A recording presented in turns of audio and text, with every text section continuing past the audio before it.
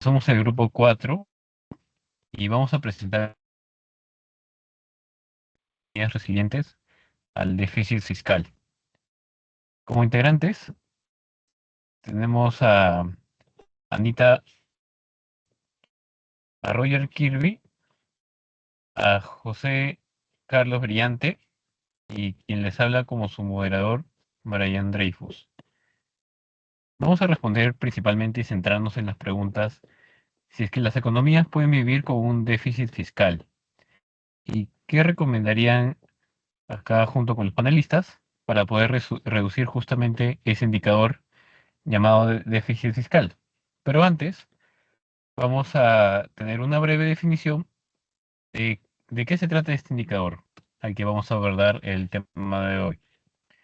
El déficit fiscal es un tema clave en la economía de cualquier país, pues refleja el desequilibrio entre lo que el Estado gasta y lo que efectivamente recauda a través de impuestos y otros ingresos. Cuando el gobierno gasta más de lo que ingresa, se ve obligado a endeudarse o a tomar medidas como la emisión de dinero, lo que puede tener efectos importantes sobre la inflación, también el crecimiento económico y la estabilidad financiera del país. Esto permite analizar cómo se manejan los recursos públicos del Estado, qué decisiones económicas toman los gobernantes y cómo éstas afectan a la vida de los ciudadanos. Comenzamos con Anita Mercedes, quien va a tomar la primera opinión en este webinar. Sí, buenas noches. En mi opinión, considero que las economías sí podrían vivir en un déficit fiscal, pero sería necesario gestionarlo adecuadamente y en un momento correcto, ¿no? Debido a que ya existen muchos casos en América Latina, por ejemplo, de que varios países han enfrentado un déficit fiscal debido a ya sea cambios políticos, crisis económicas, pero que sí han podido mejorar su economía. Como recomendación, yo plantearía mejorar la recaudación tributaria, es decir, aumentar los ingresos al gobierno. Hay un ejemplo específico que se dio en el caso de Chile y Colombia, que han implementado reformas tributarias para aumentar la recaudación de impuestos. Esto permite específicamente reducir la evasión de impuestos de ciertas empresas y mejorar los ingresos, bueno, la cantidad de ingresos, ¿no?, que tiene el país como tal. Y también sería viable ampliar la base tributaria, o sea, formalizar empresas y pequeños trabajadores. Eso podría aportar. Sí, justamente generar más ingresos por parte de entidades privadas es un gran punto a abordar, ¿no? Para lograr la sostenibilidad fiscal y reducir este déficit. Justo también como lo hace actualmente Estados Unidos, ¿no? Ha ampliado el panorama de recaudación tributaria y también justamente ha subido un poco los impuestos bueno, en realidad varios países, ¿no? Para tener este objetivo de, en parte, reducir el déficit fiscal. Luego pasamos con Kirby, quien ahí nos va a conversar sobre la reducción de gasto en el gobierno. Adelante, Kirby. Sí, muchas gracias, Brian. Yo creo que sí, una recomendación clave para la gestión, bueno, del déficit fiscal es la responsable gestión de la deuda también. Endeudarse no está mal siempre y cuando los recursos se destinen a proyectos productivos como la infraestructura, la educación o la innovación que generen un retorno futuro y fortalezcan la economía. En cambio, si se usa la deuda para cubrir gastos corrientes como planillas, subsidios temporales, esto solamente agrava el problema y no produce crecimiento que compense ese endeudamiento.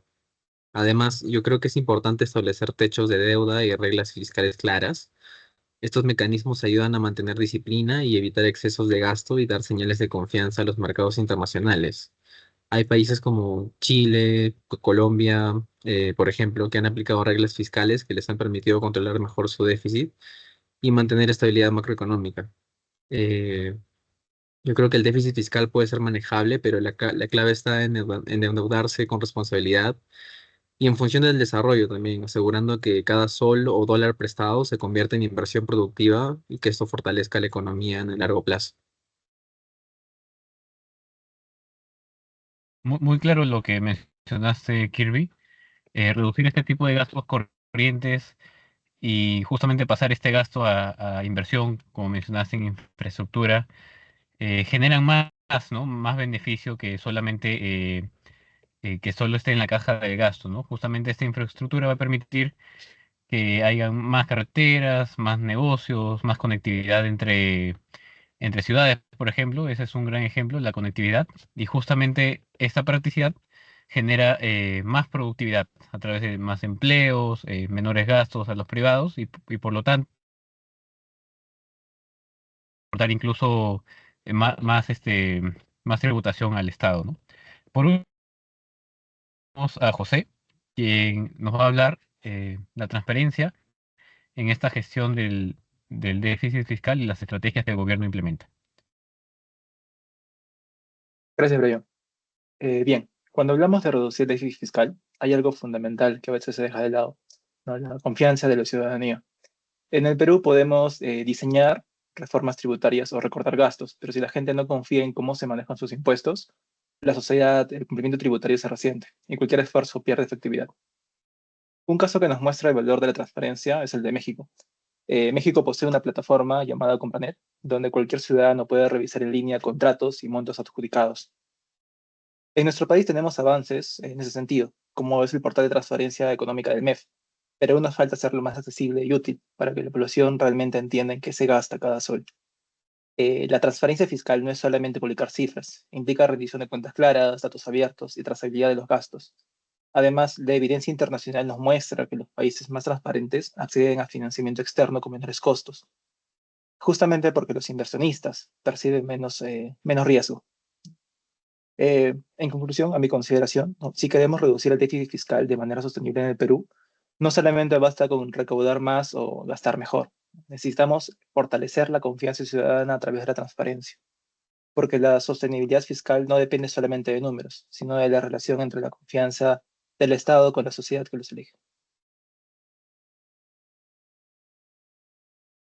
Exactamente, José, justo como lo mencionas, la transparencia es un tema muy importante al tratar las estrategias fiscales que implementa el gobierno o a dónde se va a ir el dinero, ¿no? Es una pregunta que muchos nos hacemos, porque justo como lo vimos en clase, ¿no? En la clase del profe,